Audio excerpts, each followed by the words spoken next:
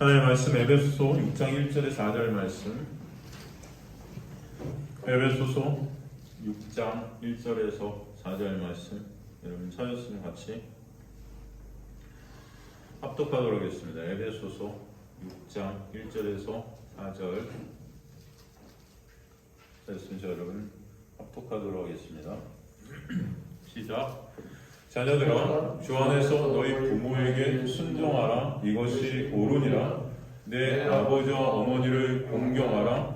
이것이 약속이 있는 첫 계명이니 이로써 네가 잘되고 땅에서 장수하리라. 또 아비들아, 너희 자녀를 노엽게 하지 말고 오직 주의 교훈과 훈계로 양육하라. 아멘. 하나님 감사하며 오늘도 미천한 종은 가리시고 주님만 드러나는 귀한 은혜가 있게 하여 주옵소서. 그래서 주님의 놀라운 그 은혜, 그 사랑, 그 진리 되신 예수 그리스도를 바라보게 하시고 그 은혜를 체육해 되는 귀한 역사가 또 있게 하여 주옵소서. 감사드리며 끝까지 주님께서 그 인도해 가시줄 믿사오며 예수 그리스도의 이름으로 기도드리옵나이다. 아멘. 저번 시간에 우리가 내 아버지 어머니를 공경하라, 이게 여기 출애굽 말씀이라는 것을 우리가 알 수 있죠. 출애굽 20장 12절 내 부모를 공경하라. 그래야면 내 하나님 여호와가 내게 준 땅에서 내 생명이 길리라. 같은 말씀이죠. 내 아버지와 어머니를 공경하라. 이는 내가 잘되고 땅에서 장수하리라. 이 의미가 뭔지 우리가 저번 시간에 나눈 여러분 기억이 나시죠? 그 아버지, 어머니, 부모, 이게 말씀이라고 했어요. 그 말씀을 공경하라. 이 말씀이 최고의 가치가 되게 되는 그 놀라운 은혜를 얘기하죠. 이게 첫 번째 계명, 이 첫 번째라는 게 프로테, 순서를 얘기하는 게 아니고 가장 중요한 것이다 이것이, 그죠? 그러니까 이 말씀 하나님의 은혜는 바로 이것을 위함이라는 것, 진정한 부모이신 하나님께 영광을 돌리게 하려는 것이다, 그죠? 하나님만 가치가 되게 되는 거예요. 그 말씀만 가치가 되는 거고 공경이라고 그랬습니다. 그것 때문에 계명을 주신 것이고 그 계명을 하나님의 은혜를 아는 계명이 도구가 되게 하시는 거죠. 그걸 말씀이라고 그래요. 모든 계명의 첫 계명인 가장 중요한 계명인 이것으로 모든 것 계명이 다 수렴이 된다 말씀하신 것이죠. 이게 뭐예요? 내가 잘되고 잘된다. 이게 선이라 그랬죠. 선을 행하는 것, 뭐예요? 의롭게 된다는 거죠. 올바로 행해지게 되고 기노마이, 이렇게 생겨나게 되는 거예요. 은혜죠. 땅에서 장수한다. 이게 선이고 그것이 땅에서 장수한다. 여기서 땅이라는 거예요. 출애굽기에 하나님이 주신 땅이 어느 땅? 가나안이라 그랬어요. 그 가나안은 뭘 의미한다? 천국을 의미한다고 그랬죠. 이 땅이라는 것은 이 땅이 아니에요. 이 아래의 땅이 아니죠. 위의 땅이에요. 그 위의 땅에서 장수한다는 것, 이 영원을 뜻한다고 그랬습니다. 여러분 기억나시죠? 그건 뭐예요? 하나님의 나라에서 이제 참 생명을 가진 자들이 되게 하시는 것, 이게 의야, 이게 잘 되는 거야, 이게 선이야. 이해가 되시죠?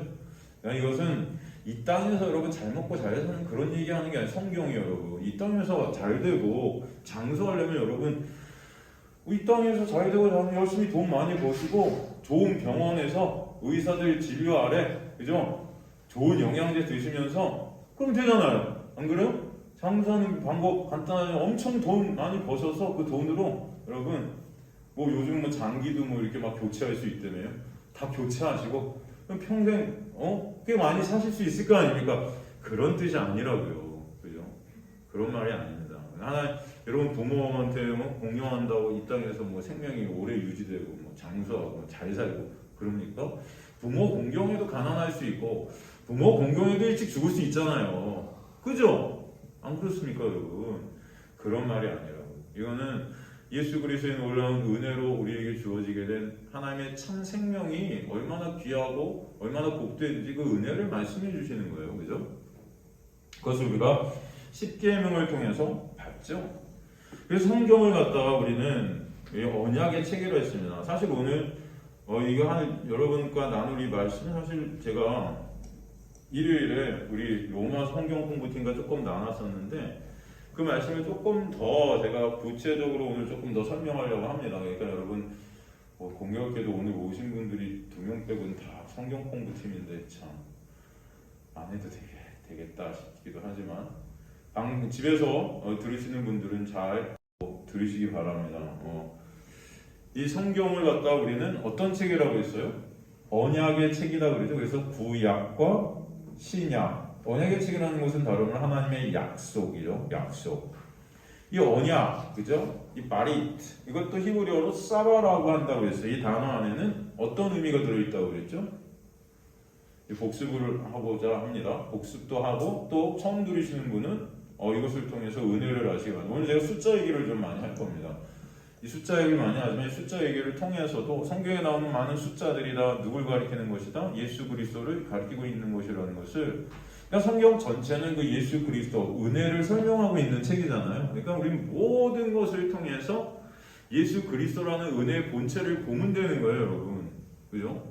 그것 때문에 우리에게 말씀이 주는 거예요. 예수께서 그러셨잖아요. 바리새인들한테 너희가 성경을 연구하는 다 박사들이잖아. 그런데 그 연구에 그것으로 니네 영생 얻으려고 하는데 이 성경은 니네가 연구하는 그런 게 아니고 다 나에 대해서 말하는 거야. 나. 예수에 대해서 말하는 책이라 하잖아요. 그러니까 예수 못 보면 니네는 다 헛거라는 겁니다. 이거 다 죽음이라는 거예요. 예수를 보지 못하는 건 생명이 없다는 거예요, 여러분. 그러니까 영생이 있다 없다? 없다는 거죠. 너네가 성경 박사지만 영생이 너에게 없어. 어디 영생은 누구 안에만 있다? 예수 안에만 있다라는 거예요. 그래서 예수 보라는 것입니다. 오늘도 여러분 그 예수를 바라보는 은혜가 있게 되길 간절히 소망합니다. 그게 바로 영생하게 있는 자들의 은혜예요. 하나님께서 부어주시는. 이 사와라는 단어 안에는 어떤 뜻이 있다? 7번 말씀하다. 7번 7이 들어가죠. 7. 7번 말씀하다. 그래서 구약 시작인 창세기에서 7개의 말씀으로 시작이 되잖아요. 그죠? 그게 첫째, 둘째, 셋째, 넷째, 다섯째, 여섯째, 7. 7일간의 6일간의 창조와 7일째 뭐예요? 안식 아닙니까? 이게 7개의 말씀이죠. 그 말씀이 시작이 되는 거예요. 창세기에서. 언약의 시작인 거예요. 창세기가 그래서. 그죠? 그리고 그 7째 날 안식되는 거. 그건 안식 7이라는 숫자가 완성을 뜻하는 거죠. 그래서 그 7은 안식, 완성, 완전의 의미를 갖고 있다 했었어요. 그래서 7이 창세기의 약속의 시작이라면 그 7의 완성이 어디라고 그랬죠? 바로 신약에 와서 어디라고 그랬습니까? 십자가라고 그랬습니다. 그죠? 그래서 십자가가 스타로스, 약속의 기둥이라고 하지 않습니까? 약속의 기둥. 거기서 예수께서 7언을 하셨단 말이에요. 가상 7언, 십자가상의 7언. 여러분 들어보셨죠? 7언. 그게 뭐예요? 언약의 완성입니다. 언약의 시작이 창세기에서 하나님의 창조의 역사로 시작이 됐다면 그 7의 완성은 어디서 있다? 십자가에서 예수께서 하시는 거예요. 그 끝에 말이 뭐예요? 다 이루었다. 그게 안식 아닙니까? 어떻게 안식이 되는 겁니까? 다 이루심 안에서 어떻게 안식이 되는 거예요? 그 나라는 육이 예수와 함께 죽는 거예요. 여러분 우리 육이라는 게 있는 한 우리는 안식할 수가 없습니다. 이 육이라는 게 있는 한 이 육은요 수고하고 무거운 짐을 지고 갈 수밖에 없는 육이에요. 그래서 주님께서는 이 육으로 십자가에서 삭제시는 거예요. 죽여버리시는 겁니다. 그래야 영으로 예수 안에서 진정 안식이 있는 자들이 되는 거예요. 근데 육을 갖고 있는 한 인간은요 여전히 그 내 육을 통해서 안식이라는 것을 찾을 수 없는 자들이에요. 그래서 그 육을 삭제시키는 거예요. 그 육 안에서 예수라는 육 안에서 나의 육이 삭제되는 것. 그 구원을 위해서 이제 내가 할 것이 없는 자가 되게 하시는 겁니다. 내가 할 것이 없어요. 그 육이 할 것이 없어요. 이게 삭제됐으니까 우리가 할 것이 이제 없죠.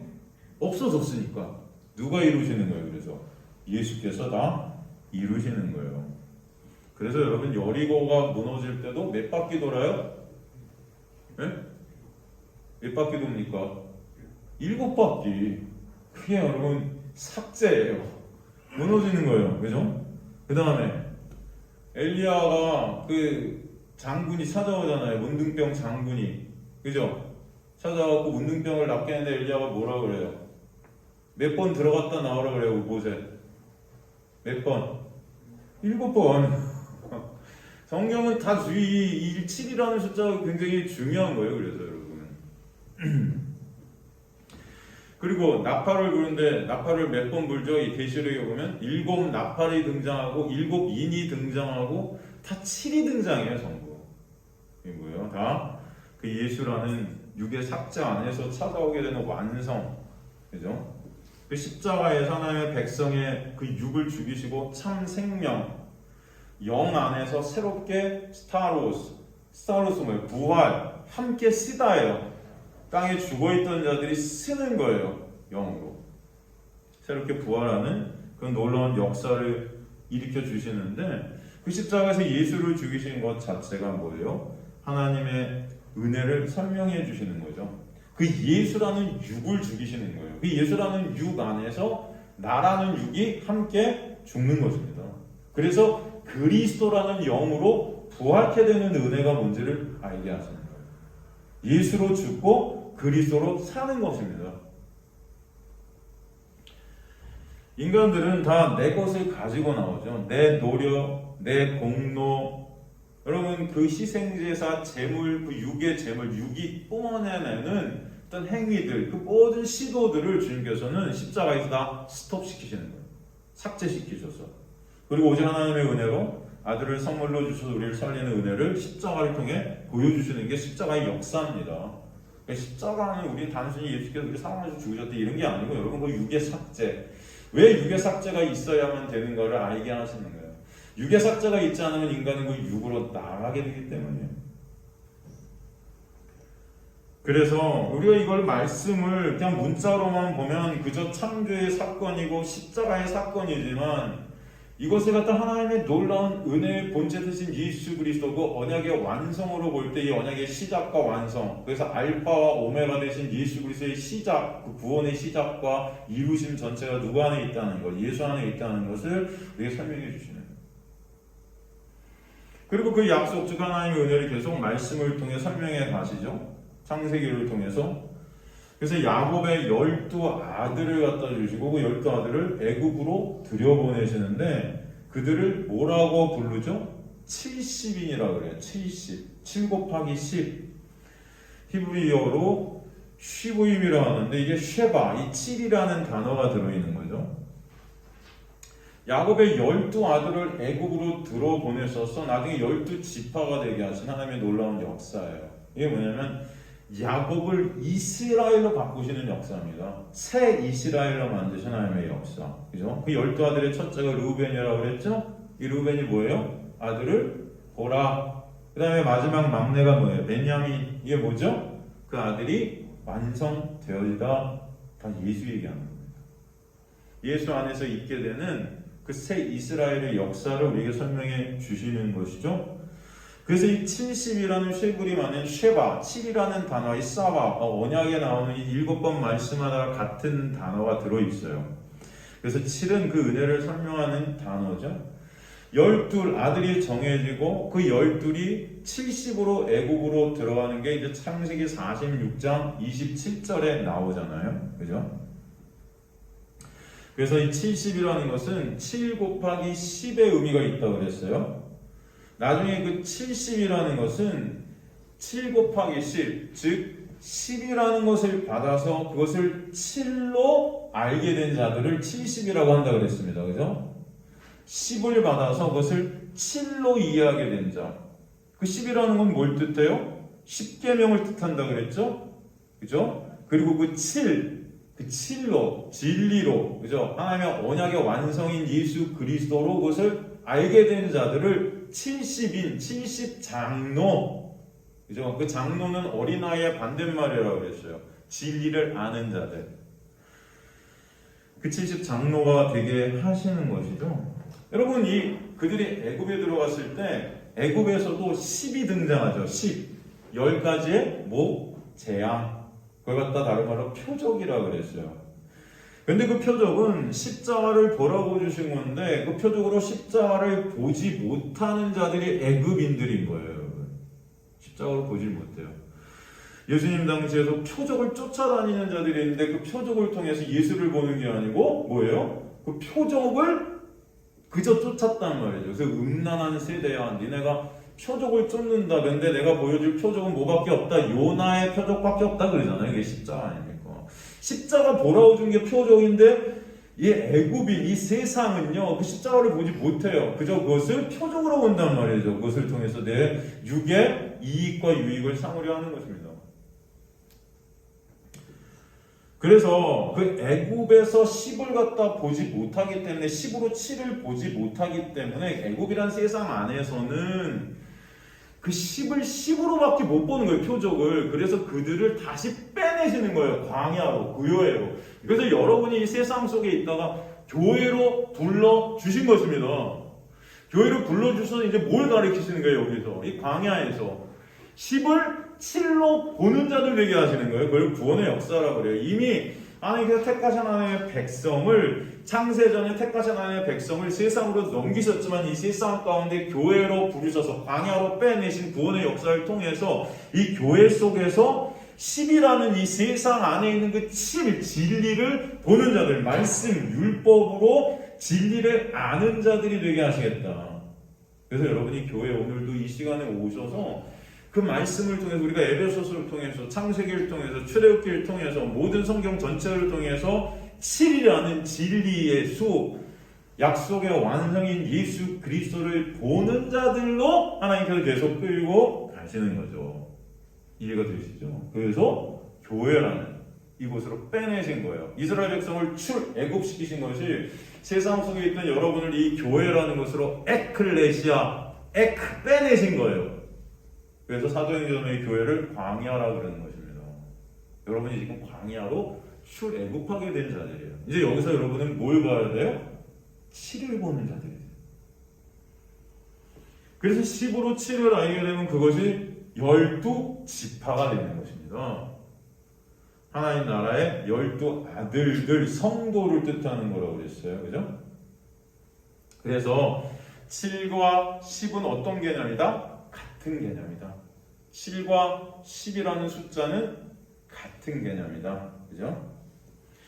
10으로 7을 안 자들을 그래서 70장로라 한다. 그랬습니다. 그죠? 베드로가 그런 말을 하잖아요. 주님 몇 번을 용서하면 됩니까? 7번 용서하면 됩니까? 그러니까 주님께서 7번씩 70번이라도 용서해야 되는 것은 491번 용서하면 우리가 용서의 달인이 되고 뭐 구원을 받는다 이런 뜻이 아니고 용서라는 것은 인간이 할 수 없고 용서라는 것은 7의 70. 7의 70이 뭡니까 여러분? 희년 아니에요. 희년. 여러분 희년제도 아시죠? 70년 안식일 7이고 그 안식일이 70년마다 자유회가 된단 말이잖아요. 그죠? 그래서 종들이 풀려나고 땅들이 쉬게 되는 희년제도. 그 희년의 주인이 누구가 그랬죠? 예수 그리스도라고 그랬죠. 희년의 주인. 바로 70인 77번의 70번이라도 용서해라는 것은 바로 용서는 누구만 하실 수 있다. 예수 그리스도만 하실 수 있다는 것을 우리가 설명해 주시는 거잖아요. 그래서 이 7이라는 숫자의 주인공은 바로 예수 그리스도신 것이죠.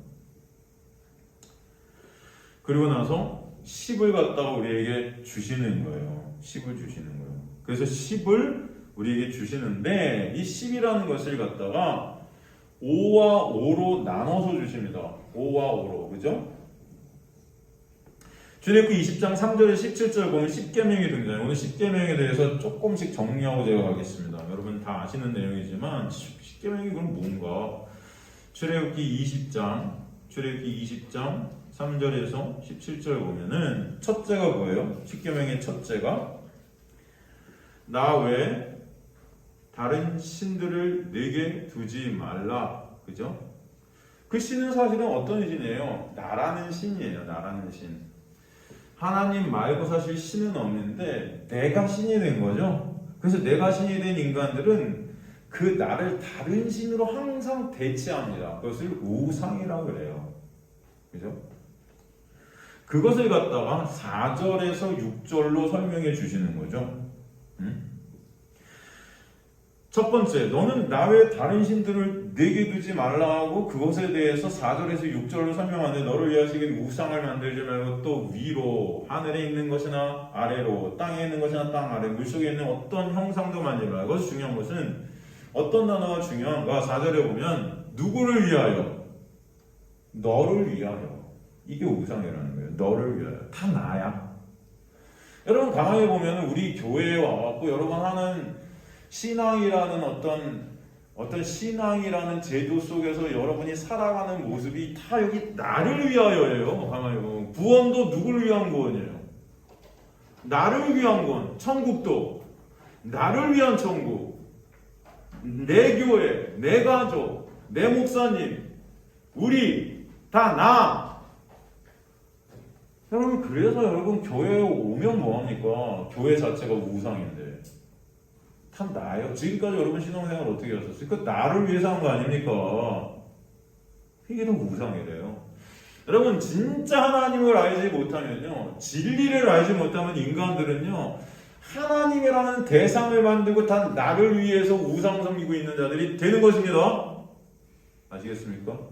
이게 교회예요. 지금 이 세상에 다 우상 집단이에요. 그들이 진정한 신인 하나님을 미워하는 거예요. 미워하는 거예요.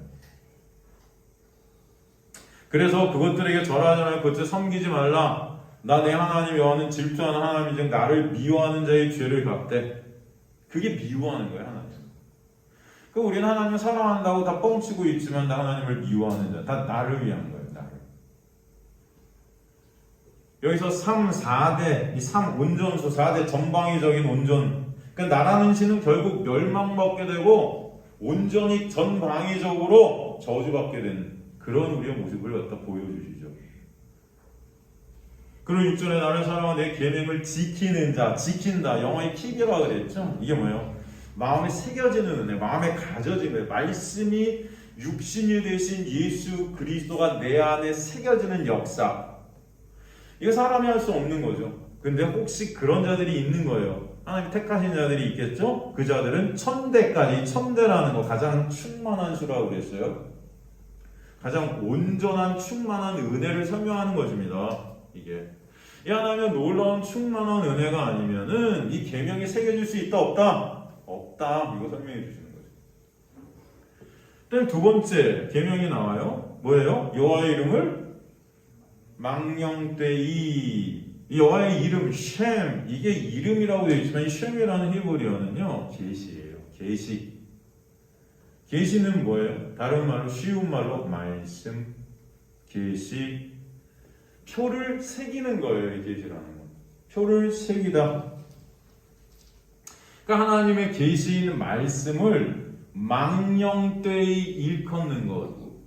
망령되이가 뭐예요? 망령되이. 이게 히브리어로 샤우라고 합니다. 샤우. 샤우. 이건 뭐냐면은 헛됨, 공허함, 거짓됨. 그러니까 거짓으로 말하는 거예요. 거짓으로 증거하는 거예요. 말씀을 거짓으로 증거하는 거. 이게 뭐죠? 구체적으로 어떤 게 말씀을 거짓으로 증거하는 겁니까, 여러분? 말씀을 주신 목적과 위반될 때 이 말씀은 다 거짓 증거가 되게 되어 있어요. 말씀을 우리에게 주신 목적이 뭐죠? 바로 예수 보라고 주신 건데 이것으로 예수를 보지 않고 이것을 율법으로 봐서 행위로 나가게 되는 거예요. 그래서 그 행위를 통해서 나를 정죄하게 되고 타인을 정죄하게 되고 아니면 나의 의의를 쌓게 되고 결국 나만 보게 되는 거죠. 아까 뭐예요? 나를 위하여. 이게 우상이라고 했잖아요. 그게 다 연결되는 것입니다. 그러니까 하나님의 계시의 말씀을 예수로 보지 않고 문자 그대로 율법으로 보면 그 자체가 거짓이에요. 그 자체가 헛것입니다. 헛되고 이 세상이 다 해 아래 있는 모든 거 율법. 그게 다 헛되다는 거예요. 그죠? 아랫 세상. 율법화된 이 세상.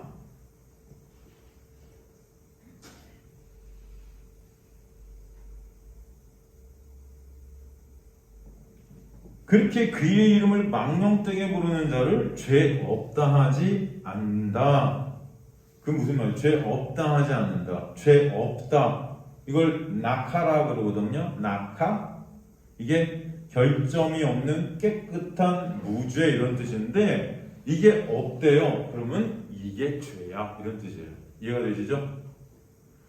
바로 내 이름을 망령되이 일컫는 게 죄야.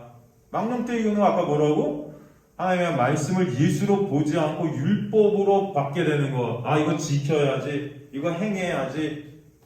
이거 순종해야 돼. 이게 뭐예요? 거짓이고 이게 죄야. 오케이? 여러분 그래서 성경에 죄를 뭐라고 정의합니까? 신약에 성령이 우리 안에 오시면 죄가 뭐래요? 죄가 뭐라고 그래요? 예수? 믿지 않는 거가 죄라고 요한복음에 나오지 않습니까? 다 연결되어 있는 거예요. 어떻게 우리가 예수를 믿지 않게 되나요? 이 말씀을 통해 예수를 봐야 되는데 말씀을 통해 예수를 보지 못하니 어떻게 예수를 믿습니까, 여러분이? 다 내가 행하고 그 행함으로 하나님 앞에 쓰려고 할 텐데 예수의 그 십자가의 놀라운 은혜는 보지 못하고 다 내 행위만 보고 있잖아요. 그걸 죄고 거짓이라고 하는 거예요. 인간들의 눈에 볼 때 굉장히 경건해 보이고 깨끗해 보일 수 있습니다. 교회에서 하나님 말씀 지키려고 무단히 노력하는 거, 말씀에 순종하려고 죽어라 나를 치는 거, 사람들의 눈에 볼 땐 굉장히 깨끗해 보이고 경건해 보이고 훌륭해 보이고 멋져 보일 수 있는데 죄래요. 여러분이 누구만에 의존하지 않으면 예수 그리스도의 그 십자가만을 바라보지 않으면 다 죄예요. 그 믿음이 아니면 다 죄입니다. 지금 그게 뭐예요? 여호와의 이름을 망령되이 일컫는 거예요. 이 예수 그리스도의 놀라운 은혜가 아니면 이거 안 된다는 거예요, 인간들은. 예수님이 누군지도 모르는데. 네? 그래서 영생은 뭐예요? 유일하신 참 하나님과 그 가운데서 예수께서 어떻게 하는 거다? 아는 것이다. 인간들이 예수를 아냐고요. 네, 8절에 보면 그 안식일을 어떻게 해요? 기억해서 거룩하게 지키라. 이게 이제 주일 성수 아닙니까? 네? 10계명이 여기서 떠나갖고 할 때가 교회에서는 10계명 다 얘기도 안 하고 이 주일 성수만 엄청 얘기하는 것 같아. 네? 이 주일 성수. 이게 뭐예요? 6일 동안 열심히 우리가 일했으니까 7일째 하루는 잘 쉬어야지. 7일째 일하면 그거 죄야. 이런 말이에요, 여러분? 아니죠? 응? 이건 뭐예요? 바로 안식일, 즉 하나님의 그 일하심, 하나님의 창조의 완성이 어떻게 우리에게 주어지게 되었나?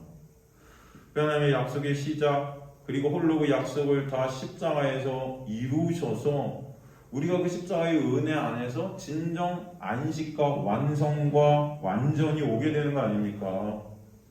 그 예수 안에서 그 진리 되신 예수로 수고하고 무거운 짐을 놓게 되어지는 그 안식 가운데 있게 되는 것, 그 은혜 잊지 말라는 거잖아요. 그것이 뭐예요? 그 은혜 잊지 않는 것, 그 은혜 망각하지 않고 그 은혜만 붙들고 그 은혜만 의존케 되는 것이 뭐예요? 거룩이에요. 그래서 안식일을 거룩하게 지키는 것은 다른 말로 보다 예수 믿는 거예요. 그죠? 여러분 예수 믿는 것이 안식일의 주인 되신 예수 안에서 진정 완성되어지는 참 은혜 안에 있게 되는 역사입니다.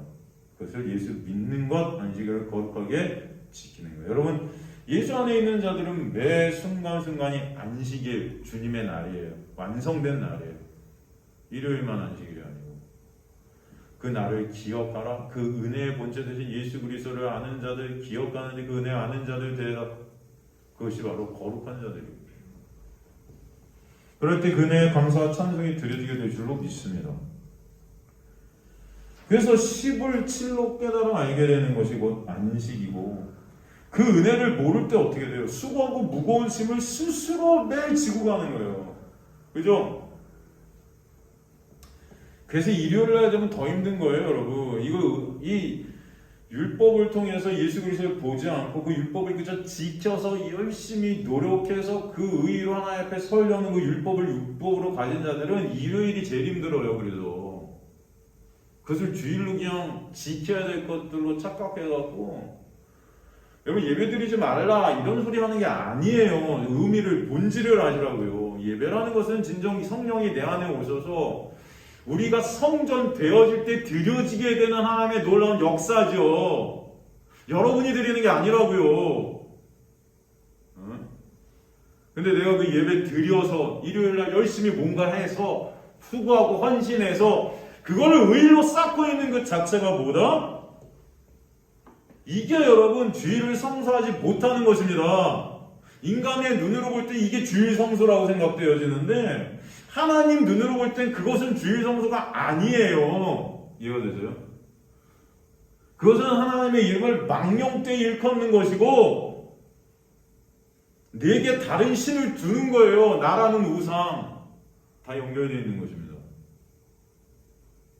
진정 우리가 일요일에 모여갖고 예배드린 그 예배가 예수 그리스도의 그 십자가의 나의 육의 삭제로 인한 예수 그리스도의 놀라운 은혜로 인한 그 영의 부활과 함께 성령이 내 안에 오셔서 예수의 놀라운 은혜를 알게 해주고 깨닫게 해서 그 안에 진짜 자유케 된 안식케 된 그 놀라운 역사 때문에 감사와 찬송이 드려지게 되는 놀라운 은혜라는 것입니다. 그게. 근데 이것을 모르면요, 여러분은 일요일날 죽어라 평생 고생하다가 수고하고 무거운 짐을 지고 가다가 그냥 끝나는 거예요. 그러니까 30년, 40년을 교회 다녀도 예수님이 누군지도 성경을 통해서 하나도 모르는 자들인 겁니다. 네? 뭘 의미하는지도 말씀을 통해서 해석도 안 돼요.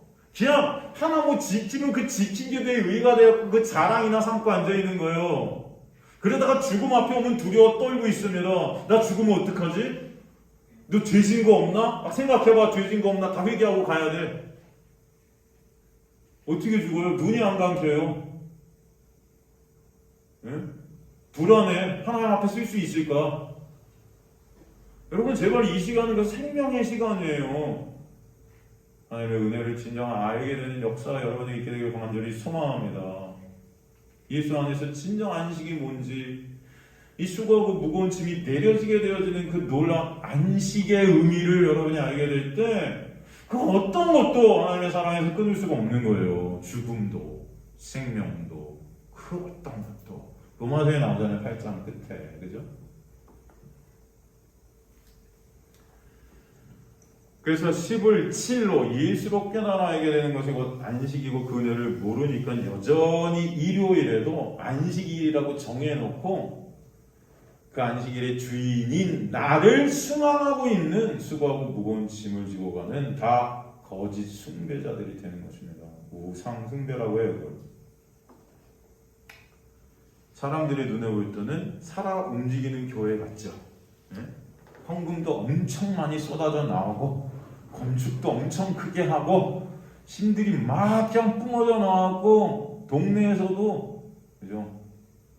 그 교회 다녀야 돼. 그래야 장사가 돼. 네? 그 교회 다녀야 먹고 살 수 있어. 뭐 이런 이게 뭐예요? 우상이라고 해요. 제발 좀 아시기 바랍니다.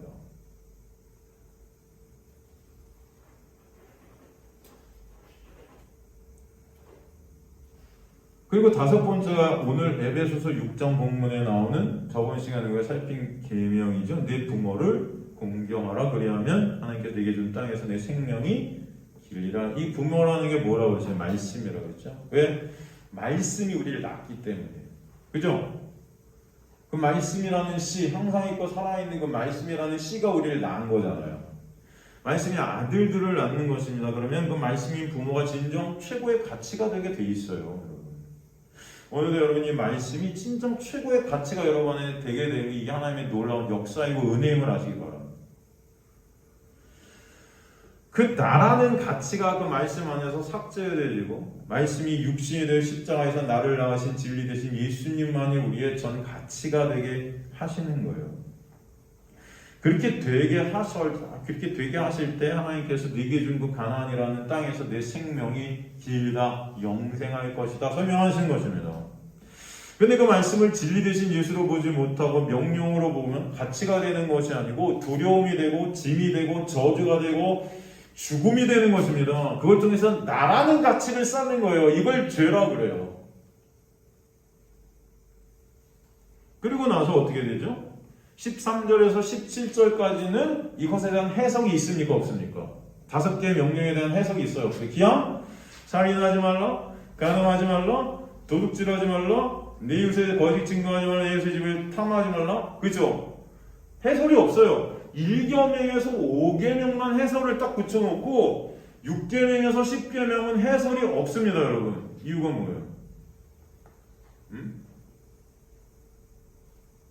이 해설, 뒤에 해설은요, 신약에 와서 예수께서 산상수훈에서 해석해 주시잖아요. 이 내용이 그대로 나오는 거예요. 살인, 간음, 그죠? 거짓 증거, 이웃의 사랑, 이런 내용들이 그대로 나오지 않습니까? 그래서 이 뒤에 5를 갖다가 우리에게 떡하니 주시고 이 뒤에 5의 완성을 신약에 이루어서 앞에 것들이 저절로 완성되게 해주는 은혜가 뭔지를 보여주시는 거예요. 왜? 이 구약의 앞에 것들은요, 아무리 인간이 출중해도 이걸 지킬 수 있다 없다. 예수라는 은혜가 우리에게 임하지 않으면 절대적으로 지켜질 수 없는 거예요. 하나님의 놀라운 계시가 나한테 떨어지지 않으면 이 하나님을 보지 못하는 자들이기 때문입니다. 이해가 되세요? 그래서 인간이 행할 수 없는 구약, 그래서 갖다 앞에 오를 떡하니 붙여주신 거예요. 그것은 인간의 무능력함과 무가치함을 보라는 거죠. 인간의 실종, 그래서 율법을 우리에게 주신 것은 죄를 깨닫게 하려 함이라.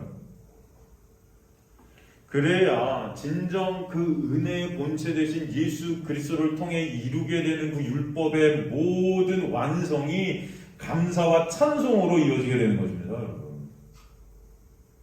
근데 이런 것들을 10계명의 앞에 계명들 내가 지키고 있대. 말도 안 되죠? 다 주일날 그냥 예배 드리면 주일 성수하고 있대. 말도 안 되죠? 아닌 거예요, 여러분. 이렇게 착각하고 율법으로 보고 있으니 이걸 죄라고 하는 것입니다.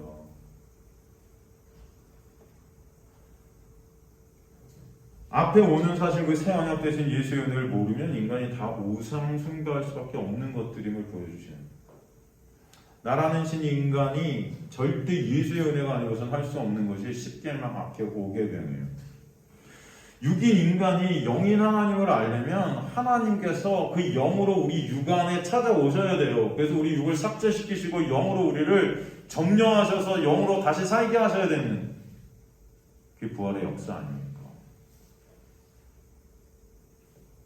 다 예수로 말씀을 보지 못하면 그저 나라는 우상을 섬기는 것입니다. 그래서 우리가 일요일에도 예배를 드리면서 지금 사마리아 여인을 살피면서 예배가 뭔지, 그죠? 살폈지 않습니까?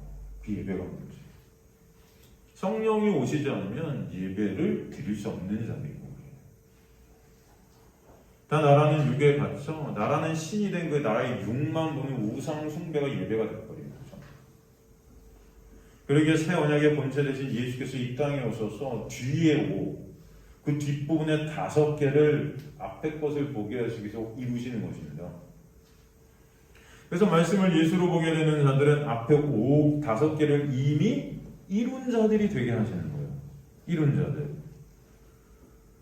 그래서 예수께서 오셔서 그 은혜를 다시 설명해 주시는데, 이제 이 뒤에 5를 갖다 예수께서 어떻게 설명해 주시느냐? 넷으로 설명해 주세요.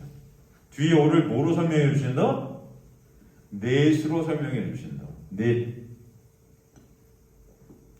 왜 뒤에 5가 넷으로 설명이 되어지는 걸까요?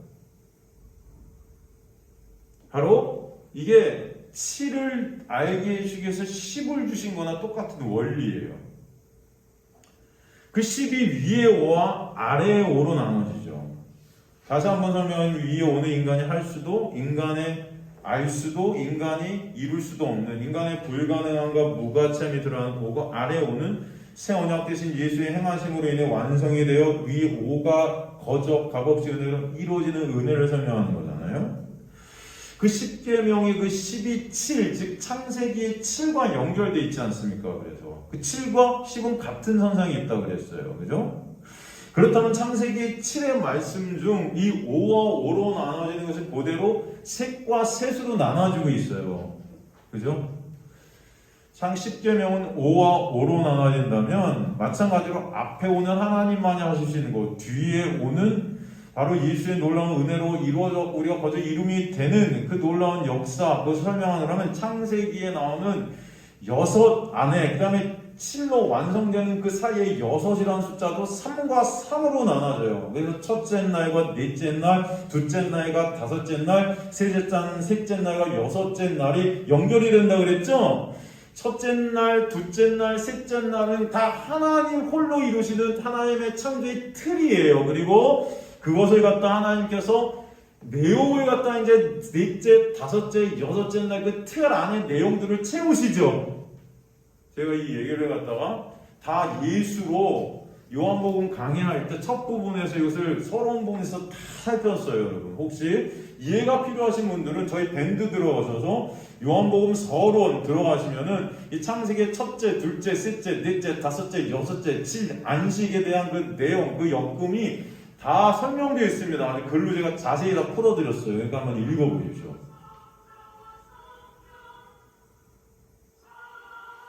읽어보시려잖아요. 그죠?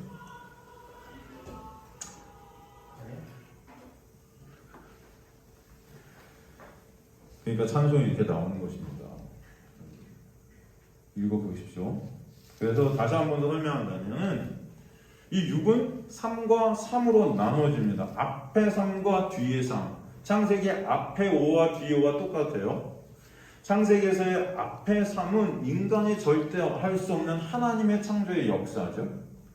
첫째 날 빛이 창조되고 낮과 밤 어두움 안에서, 그죠? 둘째 날 하늘과 바다 궁창 위의 물 궁창 아래의 물. 셋째 날 열매 맺는 나무 씨 맺는 채소 씨 가진 열매. 이게 다 뭐예요? 구원의 역사를 설명하는 거였어요. 첫째 날과 셋째 날 주님께서는 창조하신 그 창조의 틀을 세고 넷째 날 그 틀을 아래 것들로 채워지게 되면은 7일째 안식이 이루어지는 완성이 오게 되는 거죠. 그 언약의 그 틀 안에서 예수 그리스도로 인해 그것이 채워져서 완성에 이루어지는 그 은혜를 갖다가 보여주신 거예요. 사실은 이게. 그래서 제가 그것을 요한복음 서론에서 예수로 다 풀어드렸었어요. 똑같이 아래 것들의 채워짐, 완성을 통해 위의 것들의 그 은혜를 알게 해주시는 거예요. 이해가 되시죠, 여러분? 그 은혜를 알게 되는 것이 안식이다. 네? 십계명에서 뒤에 5를 하면 앞에 5가 이해되듯 창세기에서 뒤에 3, 그 안식을 넷으로 알게 되면 앞에 셋의 은혜가 저절로 이해가 되어지는 것입니다. 그래서 산상수훈에서 그 5를 4로 설명해 주시는 거예요. 뒤에 넷. 마태복음 5장에 가면은 산상수훈이나 한번 가볼까요? 오늘 산상수훈을 갖다가 뭐 하지는 않겠지만 곧 산상수훈을 여러분과 한번 나눌. 근데 워낙 뭐 같이 많이 나눠서 복 있는 사람은 그죠? 심령이 가난한 자는 복이 있나니 천국이 그들의 것이며 쫙 나오다가 이제 4개 명령이 21절에 나오죠. 21절 처음에 나오는 명령이 뭡니까? 네? 살인이에요. 살인. 그죠? 그 다음에 나오는 명령이 27절에 뭐죠? 간음이죠. 그 다음 나오는 명령이 33절에 뭐죠? 헛맹세하지 말라 그렇게 되어 있죠. 헛맹세. 이 헛맹세가 뭐냐면 헬라어로 에피오르케오예요. 에피오르케오는 뭐예요? 정확한 해석은요. 위증입니다. 위증이 뭐예요? 거짓으로 증거하는 거예요. 그렇죠? 그걸 위증이라고 그러죠? 거짓으로 맹세하고 거짓으로 증거하는 거. 이걸 헛맹세, 거짓 증거라 그래요. 그런데 이 세 가지가 나중에 뭐로 완성이 돼요? 사랑으로 완성되죠? 그걸 안식이라 한다고요. 온 율법의 완성은 어디에 있다? 사랑. 그 사랑의 본체는 누구예요? 예수 그리스도. 그 사랑이 결국 예수 그리스도랑 안식을 의미하죠. 그래서 주님은 그 5를 넷으로 말씀하시는데 왜 5를 넷으로 그럼 말씀하신 것인가? 먼저 살인을 보면요. 살인, 이 살인은 무엇을 우리에게 설명해 주는 것인가? 왜 갑자기 살인하지 말라고 나왔을까요?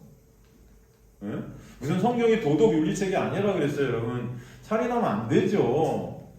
근데 지금 성경에 나오는 살인, 이게 지금 무슨 말이에요, 지금? 형제를 미워하는 것도 살인하는 거예요. 여러분, 이게 무슨 말입니까? 왜 살인이 나와요? 여러분, 성경에서 가장 많이 살인이 일어난 곳이 어디라고 했어요? 어디죠? 살인이란 것이 가장 많이 일어난 곳이 성경에 어디입니까? 성전이 아니에요, 성전. 매일 상번제로 아침 저녁으로 동물들 죽이잖아요. 도륙이 일어나는 곳이잖아요. 여기서 살인이라는 것이 의미하는 것은 이 희생제사예요. 희생제사. 여러분, 어둠을 통해 빛이라는 진리, 즉 예수를 보지 못하면은 율법을 지켜서 그 의로 하나님 앞에 나가는 살인만 저지르는 자들이 될 수밖에 없다는 것을 우리가 설명해 주는 거예요. 그 율법의 대표가 성전의 제사고 절기 지킴 아닙니까? 말씀 지킴, 결국 예수를 말씀 지켰다고 하는 자들, 말씀을 죽이게 지켰다고 하는, 목숨 걸고 말씀 지켰다는 자들이 결국 누구 죽여요?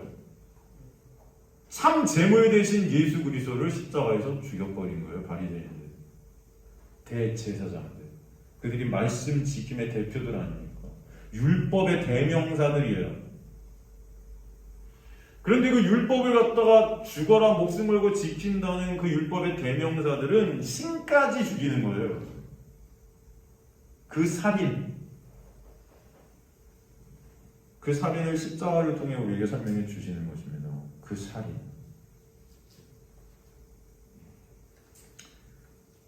그리고 궁창 아래의 물을 통해서 위의 물을 보지 못하면 그 말씀이 그저 율법으로 받는, 그 율법으로 받게 되는 자들은 로마서 7장에 가보면 가짜 남편을 끝까지 버리지 못하는 진짜 남편 쪽에서의 간음이 있게 되는 것입니다. 그 말씀이라는 씨를 마음에 담지 못하면 진리를 말할 수 없는, 진리를 증거하지 못하는 자, 즉 율법으로 진리를 말해야 되는데 율법으로 진리를 말하지 못하고 율법을 율법으로 거짓으로 말하는 거짓 증거자들이 되죠. 그것을 헛맹세, 거짓 증거를 하는 거예요. 그런 자들은 다 뭐라 그래요? 말씀 지킬 수 있어요 그런단 말이에요. 말씀 지키자 그래요. 예수 되자 그래요. 그게 뭐예요? 거짓 증거예요. 목사들도 거짓 증거하는 거짓 선지자들이 이 땅에 아직도 많아요. 말씀 지키래요. 그러면 복 받고, 말씀 지키래요. 그럼 천국 간대요. 마치 그래서 성도들이 교회를 다니면서도 말씀을 지키지 않는다 지옥 가는 줄 알아요. 율법의 행위로는 말씀을 지키든 못 지키든 하나님 앞에 쓸 육체가 있다 없다. 없다고 분명히 성경은 우리에게 말씀하시고 계신데도 불구하고 말씀 안 지키면 지옥 가고 말씀 지키면 천국 가는 줄 알아. 이 시대 교인들은 아직도. 그걸 뭐예요? 거짓 증거라고 해요. 그걸 거짓 맹세라고 합니다. 율법으로 진리를 거짓으로 말하는 거짓 증거, 그리고 그것을 통해 거짓 맹세가 이루어지는 거예요. 나는 율법 지킬게요. 난 율법 일주일 동안 열심히 나고 지킬 거야. 거짓 맹세죠. 지키지도 못하면서. 주일날 와갖고 설교를 들으면서 여러분 마음속에 다 이 거짓 맹세 들으라고 하는 거예요. 일주일 동안 말씀 지켜드리겠습니다. 선언하는 거짓 맹세가 있죠. 그러면서 지킵니까? 못 지키잖아요, 솔직히. 그런데 매 주일마다 거짓 맹세예요. 예? 그 거짓 맹세는 어디에서 오는 거예요? 거짓 증거에서 오는 거예요.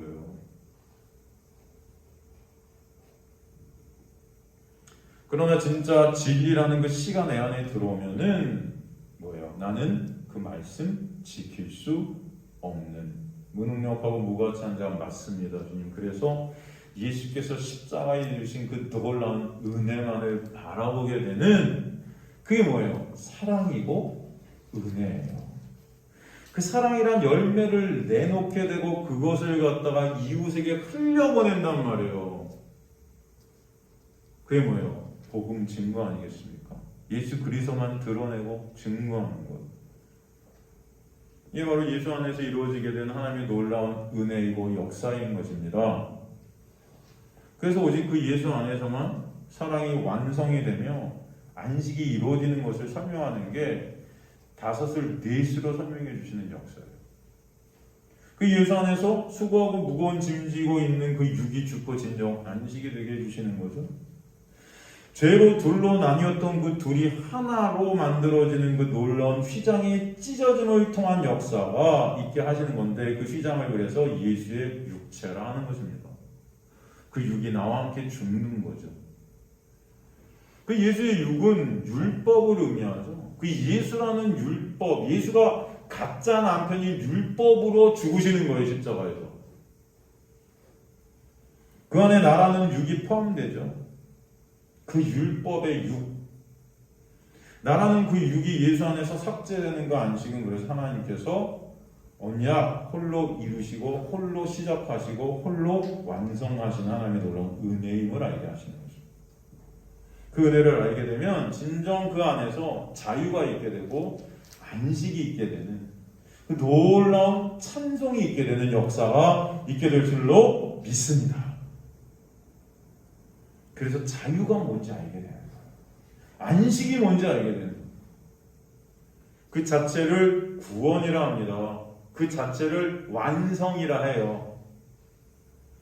그래서 10으로 7을 알게 되는, 그리고 10이 왜 5와 5로 나뉘는지, 그리고 그 5는 왜 4로 비결되고 그 중심은 결국 누구신지 예수신지를 아는 자들이 예수 안에서 안식과 자유, 진정 그 자유와 안식을 누리게 되는, 그러므로 인해서 예수만 찬송받으시는, 그런 예수만 영광받으시는 자리에 가게 하시는 은혜가 그들에게 있는 것입니다. 결국 그 7을 그래서 십자가에서 이겨서 내가 다 이루었다 하시는 거예요. 그래서 그 예수의 육을 십자가에서 죽이시고 그리스도로 사시는 것입니다. 히브리서 10장 20절에 보면 그 길은 우리를 위해 휘장 가운데로 열어놓으신 새롭고 산 길이요, 새로운 길이에요. 그 예수라는 휘장은 곧 그의 육체니라 정확히 나오죠. 그 육이 죽어야 성령 안에서 연합이 되게 되는 놀라운 역사. 예수라는 그 육이 죽지 않는 자는 그 예수를 여전히 섬겨드리고 있어요. 내 육의 유익과 나의 육의 안위로 예수를 섬기는 것입니다. 그걸 우상숭배라 하잖아요. 그걸 율법주의라고 해요. 그러게 주님께서 나는 너에게 섬김을 받으러 온 것이 아니야. 그 예수라는 육은 섬김을 받는 그 육이 아니고 죽어야 될 육이야 말씀하신 거예요. 이해가 되십니까? 그래서 내가 너희를 섬기기 위해 죽기까지 십자가로 가야 되는 거야. 거기서 너라는 육이 나와 묶여져 언약 안에서 죽고 그리스도 안에서 새롭게 부활해야 되는 게 아닌 역사가 있게 하실 거야. 그래서 그 휘장을 찢으셔서 이제는 분리되었던 우리가 예수 안에서 하나 되게 되는 놀라운 은혜가 있게 돼서 그 예수를 섬김의 대상으로 받게 되는 자들이 아니고 예수의 은혜 안에서 예수와 함께 진정 안식과 자유를 누리게 되는 역사가 있게 되는 것입니다. 그래서 그 7 다음에 오는 숫자가 8이잖아요. 그 8을 갖다가 뭐예요? 천상의 숫자라 하는 거예요. 미래에 우리가 맞이하게 될 안식 후 첫날 8, 부활의 때. 그래서 구원이라는 것은 둘이 하나가 되는 연합입니다.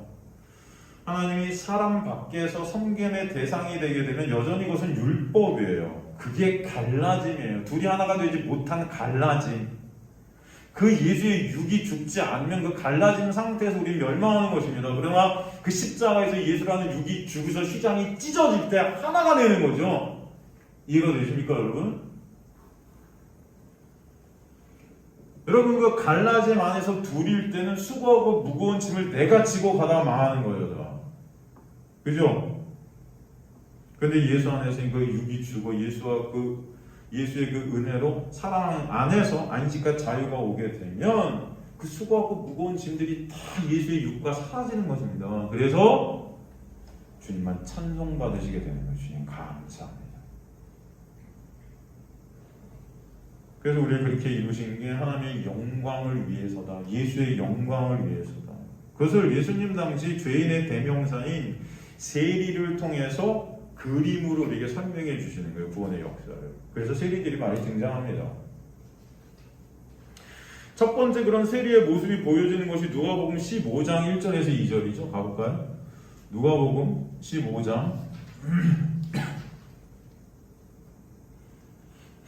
1절에서 2절 보면 모든 세리와 죄인들이 말씀을 들으러 가까이 나. 아니 그냥 죄인들이 하면 되는데 세리와 죄인들이 이렇게 돼 있어요. 여기 이제 이 접속사가 카이거든요. 세리, 즉 죄인들 이렇게 설명할 수 있어요. 그러니까 죄인들의 대표로 지금 세리를 놓은 거예요. 이해가 되십니까? 그냥 죄인들 안에 세리가 들어간단 말이잖아요. 그런데 그 죄인들의 대표로 세리를 앞에 딱 쓰고 계신 거예요. 동쪽입니다. 죄인들이라고 일컫는 그 세리. 재미있는 말씀 드릴까? 이 세리가 여러분 헬라어로 뭐죠? 세리가 헬라어로 텔로로스예요.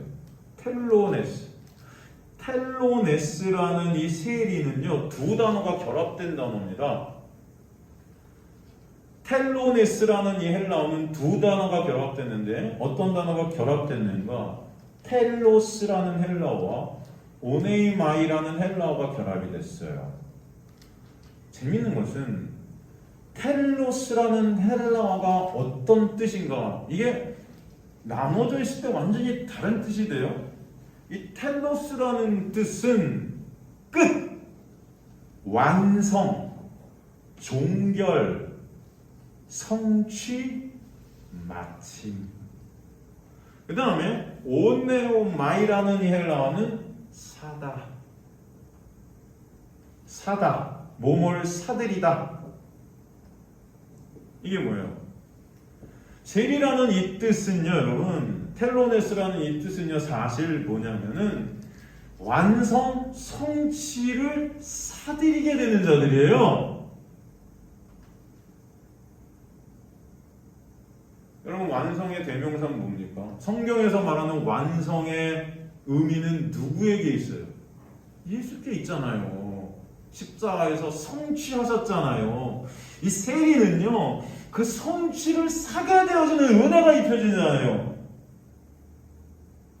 그래서 세리가 계속 나오는 거예요, 여러분. 성경에, 신약에.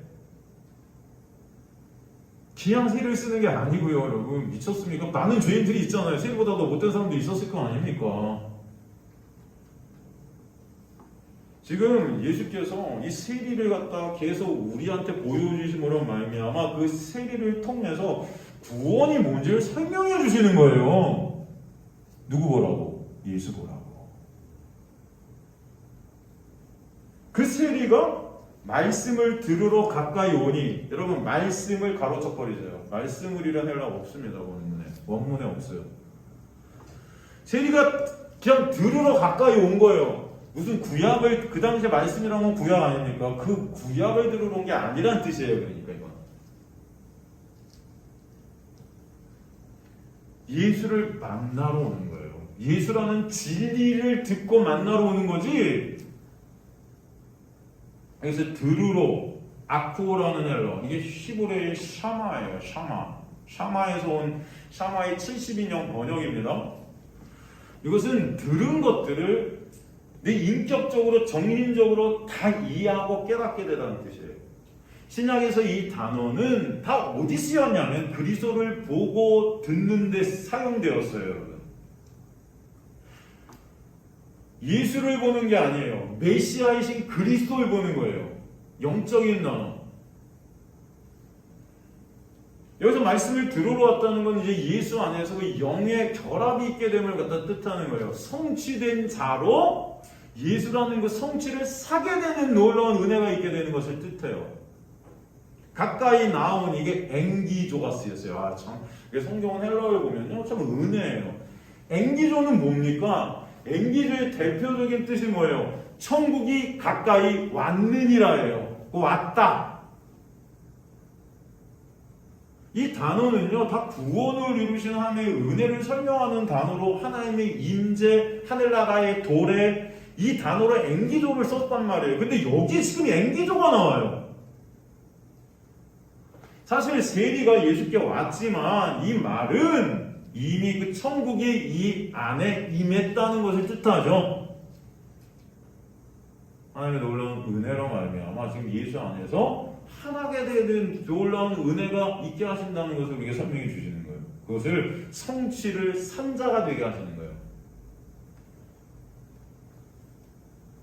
그래서 세리가 나오는 것 같지만 사실 그 은혜가 이미 입혀서 끌고 오는 것입니다. 하늘나라가 임한 거예요. 행기죠. 하나님의 임재가 세리에게 이루어졌습니다. 그래서 주님께서 그 임재 가운데 세리를 예수께 오게 하시고 듣게 하시는 거예요. 구원의 약속, 그 구원의 본체 되신 예수를 사게 하시는 거예요. 십자가를 통해서. 그래서 2절에 갑자기 영접하고 음식을 같이 먹는 겁니다. 여러분. 네? 음식을 같이 드시는 게 무슨 의미예요? 음식을 함께 먹는다는 시네스티오는 형제됨, 가족됨을 의미해요. 갑자기 못된 주인이 가족이 되어버렸어요. 이게 뭐예요? 예수 그리스도와 함께 예수 안에서 이제 형제 됐다는 거예요. 가족이 됐다는 거예요. 그리고 누가복음 18장에 이 세리가 또 나오죠. 가볼까요? 누가복음 18장 가보면 이 세리가 또 나오죠. 누가복음 18장 10절 자기를 의롭다 하고 다른 사람 멸시하는 자에게 이 비유로 말씀하는데 두 사람이 기도하러 성전에 오려 하나는 바리새인 하나는 세리다. 갈라짐 가운데 있는 두 사람이죠. 이 둘 갈라짐을 의미해요. 바리새인은 서서 따르기도 이래 하나님이여 나는 다른 사람들과 토색 불이 간음을 하는 자들과 같지 아니하고 세리하고 같지 아니함을 감사합니다. 나는 일에 2번씩 금식하고 또 소득의 11조를 드리나이다. 11절 12절을 통해 바리새인이 부자임을 설명합니다. 도덕, 윤리, 말씀 지킨 율법으로 부자된 자, 다른 사람들의 칭찬과 존경을 받고 있는 자. 그러나 이 부자는 하나님 나라에 들어오신 낙타가 바늘기에 들어오는 것보다 더 어려운 자. 그래서 이 10이라는 것을 여전히 10으로 율법으로 붙잡고 있는 자를 갖다 어떤 자다? 부자라고 한다 그랬어요. 이 자는 그 10을 10으로 붙잡고 있는 부자예요. 그리고 13절에 세리가 나오죠. 다른 편에 있는 갈라져 있는 그 부자와는 갈라져 있는 다른 편에 있는 그 세리는 서서 가슴을 쳐요. 여기서 치다는 팁토라는 헬라어, 치다, 팁토라는 헬라어는 양심을 허물다, 나를 찌르다. 양심이라는 것이 로마서에 보면 뭐와 똑같은 기능으로 쓰입니까? 율법과 똑같은 기능으로 쓰여요. 이것은 뭐냐면 율법이 허물어지는 거예요. 지금. 나라는 의를 쌓고 있었던 그 율법의 허물어짐. 누구 안에서 율법이 허물어져요? 예수의 십자가 안에서. 내가 허물어진 거 육이 십자가와 함께 예수 그리스도와 함께 십자가에서 죽는 것을 의미합니다. 율법의 주체인 그 육, 그 내가 찔러지는 거예요. 그래서 어떤 고백이 나와요? 하나님 저를 불쌍히 여겨주세요. 하나님의 은혜가 아니면 저는 없음입니다. 나는 죄인 많네요. 그리고 나서 그 세리의 완성이 세리장을 통해서 보여지죠. 세리장이라는 것, 세리의 대표라는 것, 세리의 가장 으뜸, 그것은 장이라는 어떤 세리장이라는 것을 써갖고 세리의 어떤 완성, 그 구원됨의 완성이 뭔지를 갖다 이제 완벽하게 하나님께서 설명해 주시는 게 뭐예요? 그 세리장의 대표, 완성으로 나오는 자가 이름이 뭐다? 삭개오인 거예요. 그래서 이 삭개오가 그 다음 장에 나오지 않습니까? 누가복음 19장에 재미있는 것은 여러분 성경은요 정말 하나님의 놀라운 은혜를 처음부터 끝까지 진짜 설명해요. 예수께서 어디로 들어가세요? 네? 누가복음 19장 1절 여리고로 들어가 지나가세요. 여리고. 여러분 몇 바퀴 돌았을 때 여리고가 무너져요? 7바퀴. 7이 설명되죠 여기서. 왜 하필이면 여리고예요? 응? 그 하고 많은 도시 중에 여기 성경은 왜 여리고를 썼을까요? 왜 예수께서 여리고를 지나갔어요? 바로 그 여리고가 구원의 놀라운 은혜를 갖다 우리가 설명한 도시 아닙니까? 여리고의 뜻, 향기의 장소예요. 이게 여리고의 뜻이 뭐냐면은 향기의 장소. 넬 에스탈이라고 해요. 넬 에스탈. 이것은 다른 말로 구체적으로 엘리야의 샘이라고 합니다. 엘리야의 샘. 엘리야의 샘은 뭐냐면은 쓴물이 단물이 되는 곳이라는 의미예요. 쓴물이 단물이 되는 곳. 이게 뭐예요? 쓴물이 단물 되는 역사가 뭐예요? 마라. 그죠? 그 마라의 역사는 구원의 놀라운 은혜를 설명해 주는 거예요. 그 은혜의 향기가 있게 된 곳이 어디다? 여리고예요. 그럼 여기서 분명히 하나님은 그 은혜의 향기를 뿜어내신다는 것이죠. 그 여리고, 그 은혜의 향기가 배경이 되어 거기서 그 죄인의 대표이고 그 더 장인, 대표격인 세리가 구원되어지는 완성을 갖다 보여주시겠다는 거예요. 그래서 삭개오가 등장하죠. 삭개오라 이름하는 자가 있으니 세리 장이요 또한 10을 10으로 갖고 있었던 부자라. 삭개오의 이름의 의미가 뭐냐? 삭개오, 이게 헬라어로 자카이오스예요. 자카이오스. 이 자카이오스, 이 이름 자체의 의미는 정결한, 순결한, 깨끗한 이런 뜻이에요. 그런데 이 자카이오스가 히브리어 자카이를 음역한 거거든요. 이 자카이는 어디서 나온 단어냐? 자칼에서 나왔어요. 자칼. 이게 무슨 뜻이냐? 자칼. 이게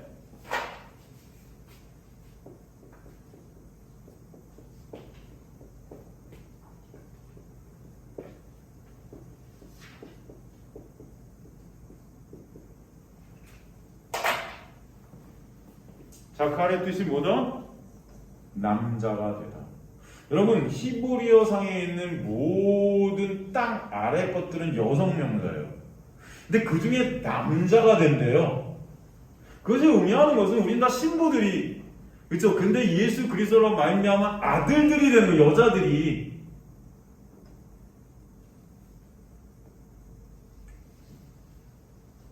그 남자가 되는 자는 어떤 자다? 깨끗하고 순결하고 정결하고 그 다음에 자카이오스, 의로운 자다. 의로운 자. 원래 그는 10을 10으로 갖고 있던 부자였어요. 근데 그 부자의 대표인 그가, 세리 장인 그가 의로운 정결한 남자가 돼요. 우리에게 주신 남자는 오직 한 분이에요. 누구죠? 예수 그리스도. 그 예수 안에서 참 남자가 되는 것입니다. 여자가 씨를 받아 순결하고 의로운 자가 되는 것을 남자, 아들이 된다 합니다. 그 이야기가 삭개오 얘기인 거예요, 여러분. 성경이 말하는 순결함, 정결, 의는 여러분 우리가 이 세상 땅 밑에서 생각하는 도덕, 윤리적인 그런 어떤 관념이 아니에요. 예수라는 씨로 인해 예수라는 의 안에서 이루어진 거룩과 의와 순결을 설명하는 것입니다. 예수의 보혈이 여러분을 가리고 덮는 것이 거룩이에요. 여러분 자체가 거룩한 게 아니고 예수라는 거룩 안에서 거저 값없이로 나는 거룩이라고 거룩이라고 인정해 주시는 하나님의 역사예요. 거룩이라고 뭐라 그래요? 칭해 주시는 거예요. 여겨버리시는 거예요. 그걸 은혜라 그래요.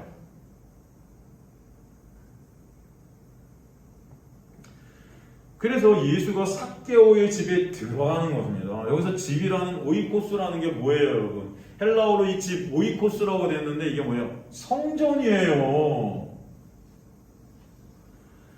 그런데 이 성전인 오이코스가 또 하나 뜻이 있는데 무덤이라는 뜻이 있어요. 여러분, 예수가 없는 성전은 가짜 성전인 무덤이지만 진짜 그 성전에 예수가 들어가실 때만 그것은 참 성전이 된다는 의미예요. 이해가 되십니까?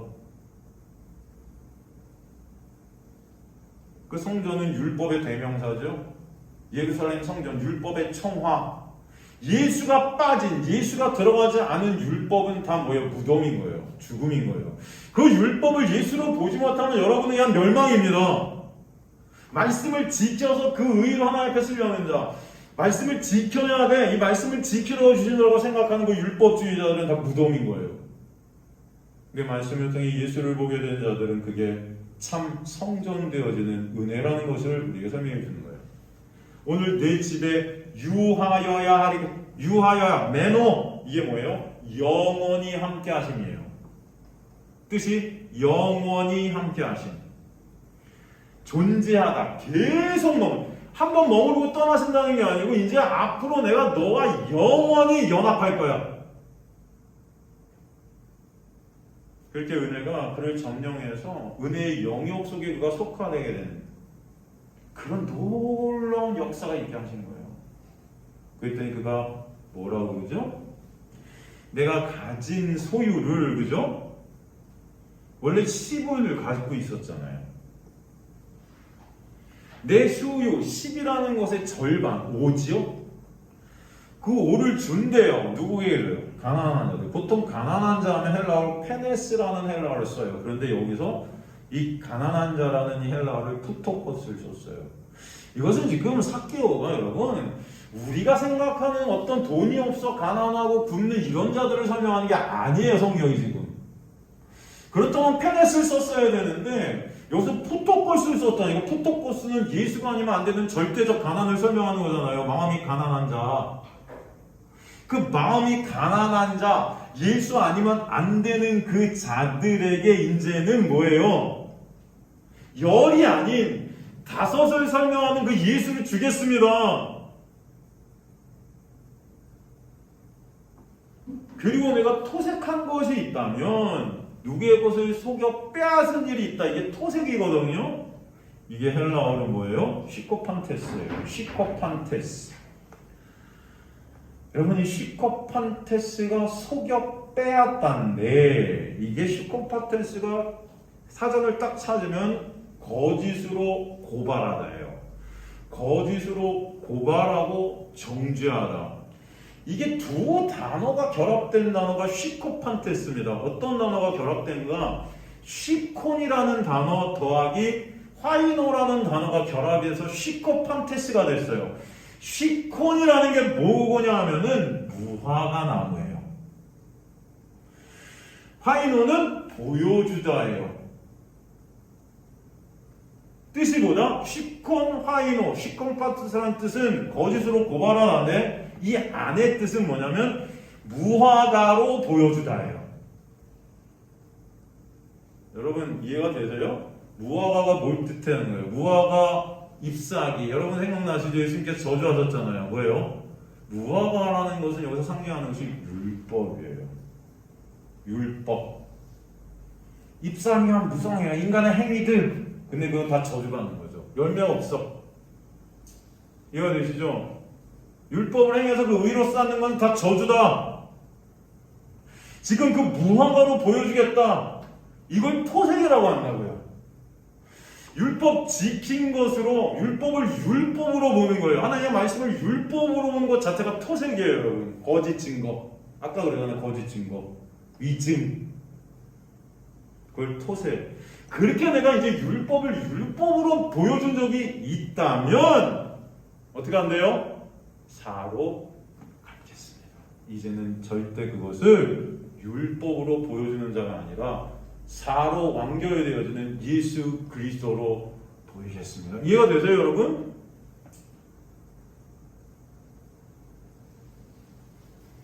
그 자가 어떤 자라는 거예요? 오를 예수로 진리로 율법이 아닌 예수로 흘려 보내는 자가 된 구원이 이 집에 이루어진 거예요. 그래서 예수께서 뭐래요?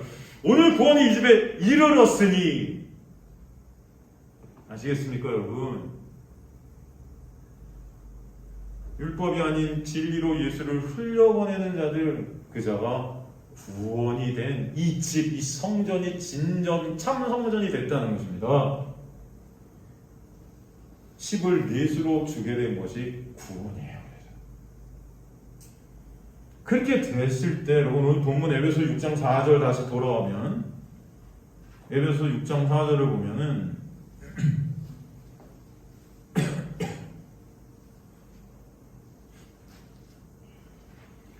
아비들아 너희 자녀를 노엽게 하지 말고 이게 뭐예요? 십을 사로 율법을 진리로 주지 않는 것이 노엽게 하는 거예요.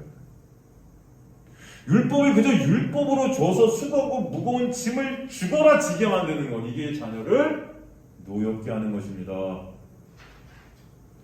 그렇게 하지 말라는 거예요. 지금 사도 바울은 뭐 말하는 거예요? 다 예수 얘기하는 거예요. 오직 주의 교훈과 훈계, 이게 뭐예요? 예수 그리스도 아닙니까? 시간이 많이 지났는데 다음 시간에 계속해서 에베소서, 이제 오늘 우리가 살피는 것을 토대로 다시 한번 에베소서를 또 예수 그리스도 놀라운 은혜로 보는 다음 시간이 되도록 하겠습니다. 오늘 제가 여러분에게 말씀드린 그 모든 것들은 다 성경 전체가 숫자까지도 그 모든 것이 다 예수 그리스도를 설명하고 예수 그리스도를 나타내고 예수 그리스도를 드러내고 있음을 증거하는 것들이에요, 여러분. 사전 안에서 이것들을 정확히 찾아서 여러분에게 설명해 드린 것이기 때문에 거짓이 없습니다. 그래서 여러분 이것을 통해서 진정 성경 전체는 예수 그리스도만 우리에게 보여주고 그 은혜만 증거하고 있음을 아시는 저 여러분 되실 주님으로 간절히 축원합니다.